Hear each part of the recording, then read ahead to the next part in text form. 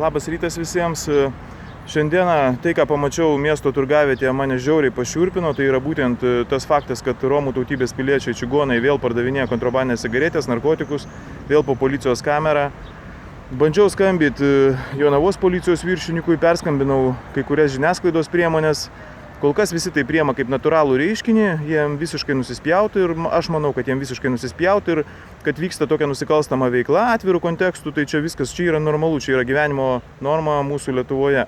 Einu šiuo metu pas Jonavos naują miesto merą, tai yra Sabutį, ir pasižiūrėsiu jo poziciją, būtent pamatysite jo poziciją šituo klausimu. Na, vienas toksai iš įdomesnių faktų, kad Jonavos savivaldybės administracija, dar vadovaujant Mindaugui Sinkevičiui, sugalvojo užsirakinimo schemą. Tai yra būtent, matot, kodas, spina ir pas juos tai paprastai nepapulsi. Pasirodo, žmonės gyvenantis iš mokesčių mokėtojų kišenės gali tiesiog dirbti privačiai, ta prasme, užsirakinę, kabinetuose ir visą kitą. Pasižiūrėsim, kuo baigsis tai visą tai toliau. Garsiai pasibeldžiau, įleidau. Labas rytas. Meras yra? Meras dabar tuoj pareis. Truputį išėjęs. Kur tik? Išėjęs? Truputėlį taip. Aš koridoriui palauksiu. Gerai, prašom.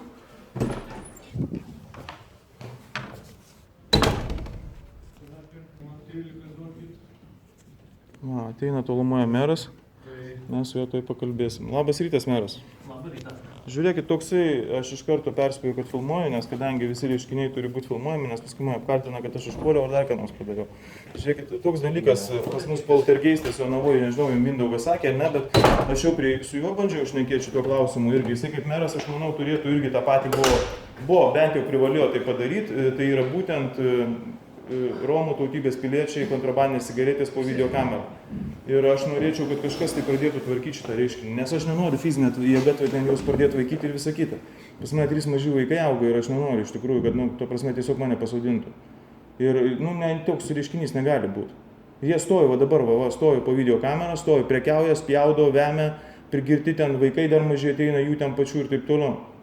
Šitas socialinis reiškinys turi būti išgyvendintas. Jūs kaip miesto meras, jums turėtų būti gėda, jeigu jūsų mieste visą tai vyks. Aš dabar kviesiu vėl žiniasklaidą, viską vėl darysiu, vėl atvažiuos pas jūs klausinės ir visą kitą. Tai atvažiuos. Tai gerai, bet jūs kaip miesto meras, ką galvojat, ką darysim toliau?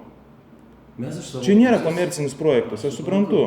Čia yra daugiau moralinis projektas. Mes ką galim, tą darom. Bet policija irgi kiek mums padeda, tiek padeda, bet taip, kad būtų, kad policija galėtų stovėti dieną naktį tenai. Tai nereikia nieko stovėti ten dieną naktį, ten tiesiog užtenka patrulis, kad stovėtų tas pats ekipažas. Jie dabar atsistoja belekur, Basanavičiaus gatvėje kampe atsistoja ir stovi. Tai jie geriau stovėtų tenai, stovėtų ir vaikytų juos bent jau. Aš nesiginčiu, bet policija aš nevadovauju. Dėja. Ne, tai jūs kaip miesto meras galite, pavyzdžiui, paskambinti viršininkui ir pasakyti, viršininkas, tokie reikalai, atėjo, kažkas žmonės skundžiasi. Bet aš bijau, kad viršininkas atsakys, mes dirbam savo. Tai tegu dirba, tai kodėl jie nedirba? Tai čia ne manęs reikia klausyti. Po video kamerą stovi, prekiauja, aš dabar pas Venskų nueisiu, paklausiu, ką jisai veikia.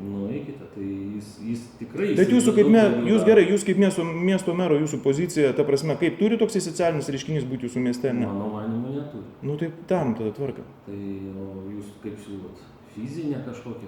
Aš nesiūlau nieko, yra įstatyminė bazė, kuri yra kraupi netobula, bet kokiu atveju jūs kaip miesto meras galėtumėt pats eiti reikalauti daryti kažką tai irgi. Aš esu paprasčiausiai visuomenis veikėjas, aš neturiu jokių teisinių įgaliojimų nieko. Jeigu aš būčiau meras, aš atsistočiau pats ten su pagaliu juos laikyčiau. Nes mano miestui tai yra visiškas gėda, man tai nėra prestižas. Jum irgi tas pats. Žinot, suprantu, bet mieste yra daugiau reikalų negu... Viskas tvarkoja, aš kalbu, čia yra nekomercinis projektas, čia yra paprastas projektas, kuris turi būti sutvarkytas irgi. Tai yra irgi žmonės bijo praeidinėti, ten bijo žmonės vaikščioti, nes juos apvaginėja visą kitą, jie neina į policiją kreiptis, nes jie jau mato, kad policija nieko jiems negali padėti, jie ateina pas mane, sako, padėk, kaip aš galiu padėti, aš neturiu jokių galių. Tai aš einu dabar per aukščiausius žmonės, skelbsiu visą tai Facebook'e, rodysiu, nes vienintelė informavimo priemonė pasirodo pasilieka sąžiningoje doroj Lietuvoje, kurią pastoviai rusai puola. Ir dabar aš nežinau, kaip toliau, kas toliau bus. Žiūrėsim, ką toliau jūs darysit kaip valdžia. Žinot, tokiais žodžiais kalbėti valdžia, tai valdžia yra ne valdžia, kad bet ką gali daryti. Nu, tai ką, tai aš sakau, daryti tai, ką jai gerbiamasis, numato jūs esate šio miesto meras dabar šiuo metu, taip? Tai aš jums aiškinu, socialinis reiškinys. Tvarkom. Man nereikia priminti, aš visą šitą puikiai žinau. Tai tvarkom, viskas, daug šnešnekam ir malonu buvo pašnekėti, viskas, aš bėgu toliau, žiūrėsiu, ką Venckus pasakys. Labas rytas. Tai galit ir vėliau, mes iki 17 dirbame. Tai junkit kamerą, klausė, išjungiu. Gerai, galit palaukti. Tuoj pakviesiu. Atėjau pas viešosios policijos, į viešosios policijos skyrių, va, matot, ir dabar bandysim išsiaiškinti, kodėl jie nieko nemato, kas vyksta po kamerą ir kodėl jų mašina automobilis stovi prie savivaldybės, o ne tenai, ne tam poste ir nevaiko būtent nusikaltimą darančių žmonių.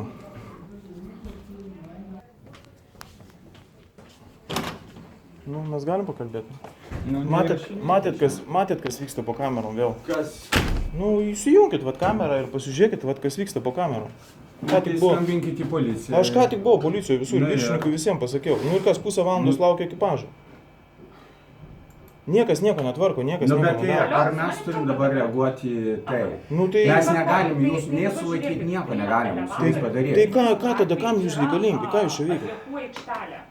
Nu tai hebra, tai jūsų, tai funkcija, jūs laiko tas kameras, kam jums tos kameros? Ne, nemokama. Nu, ko čia du nesąmonės vyksta, Ten yra nu? didžiuliai konteineriai, jūs ką atvešit viską prie... Tai paskambinkit į policiją, pasakykit, va, pardavinėjama, dabar daug. Policija laukia. Ko laukia? Nu, kada tiek daug... ko reikia, to ir laukia dabar.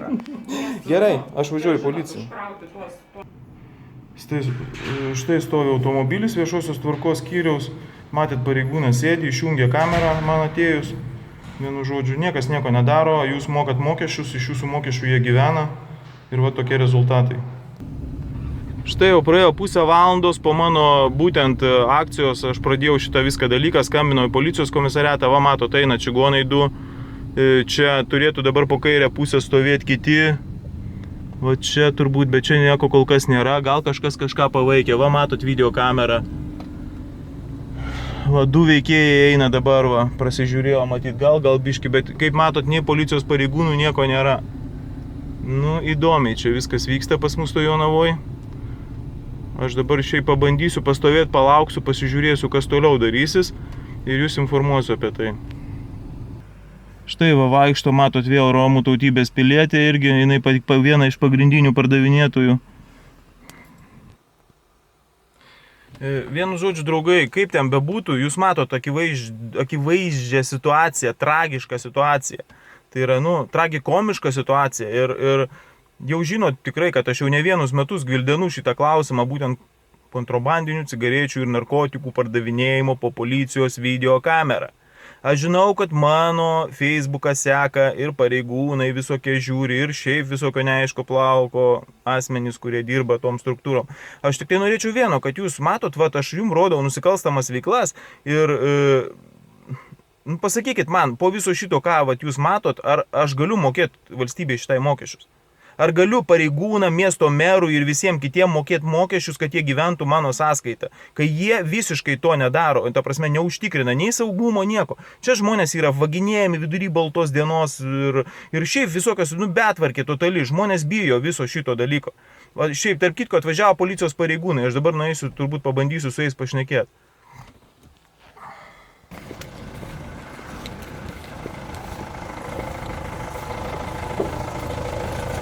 Labas rytas. Klausykit, panelės, kaip su tai čigonais ką darom? Pasižiūrėkit, va, jūsų mašina stovi, o jie va drąsiai atsistoja, manau, prekiauja, belia ką daro. Taigi mes aptikrinam daiktus, nieko neturėjom. Nu, daiktus toks aptikrinimas daiktų, bet tai ko jie čia tada stovi, ką čia žiūri? Tai mes neužrašinėjom. Nu, bet tai yra video kamera, yra Venckus, dėl niekas nieko nedaro. Ar kažką jūs stebit kameras, kokios skambutis? Tenai šiaip Venckus nėra, yra vienas pareigūnas, kuris dabar išjungė tas kameras, nes aš buvau ką tik nuvažiavęs. Tai aš abejoju, ar jisai pamatys. Taip, aš ką tik nufilmavau viską. Ir kai aš įėjau, jisai iškart išjungė kameras ir visą. Iš tikrųjų šitie atmatos va stovi čia šiukšlina, apsimylę, atsiprašom. Ir taip toliau, jie kažkada buvo patraukti ten už tokios kelio, tai dar buvo ne taip baisu. O dabar jie vėl va pajuto savo nebaudžiamumą. Mes kad pasižiūrėjom jos tašės, pasižiūrėjom ten stovėjusius, ten Ne, tai jie ne tokie durniai, jau jie dabar jau persikvalifikavo. Jie šiaip tos jaunesnės čigonės prie kojų, va čia va pėdkelnėse įsikišę ir kaifą nešioja, pardavinėja ir taip toliau. Taigi aš irgi dirbau 5 metai čia. Aš daugiau dirbu negu jūs su šitais susigimėliais. Ir man tiesiog, tik tai man, žinot, labai skaudu yra, kai va kamera tiesiai kaba virš akių. Gerai, mes Viskas dabar matoma. tiesiai važiuojam iki kameros patys pasižiūrėti. Viskas kaba ir kažkaip niekas nieko nedaro, suprantat. Žmonės bijo vaikščioti, žmonės kreipiasi į mane ir visa kita. 5 metai dirbu visur viešoje erdvėje, kiek laidų pridaryta apie tai viskas ir niekas nieko. Nu, supraskit man teisingai. Gerai, sėkmės. Na, štai draugai, matėt, ką policijos pareigūnai pasakė, pasakė, kad jie neturi nieko prie savęs. Nu, tai aišku, po tiek metų, kiek juos čia gaudo ir visa kita, būtų naivu tikėtis, kad jie kažką turi. Turi visas cigaretės kiti jaunesni, kurie laksto, kurie nešioja ir visa kita. Čia jų pastoviai veikia maždaug grupuotė nuo 10 iki 15 žmonių ir jie viską daro. Ir kišenės valo, ir tas cigaretės pardavinėja. Vienu žodžiu, gyvenam valstybėje, kuri priklauso Europos Sąjungai, bet gyvenam kaip kokiam velnyne, tai yra būtent visiškai ne Europos Sąjungoje. Nebent visa Europa yra velnynas. Geros dienos visiems, nepasimaukit ant kabliukų tokių brūdų čigonų ir visa kita. Laikykitės, sėkmės jums visiems.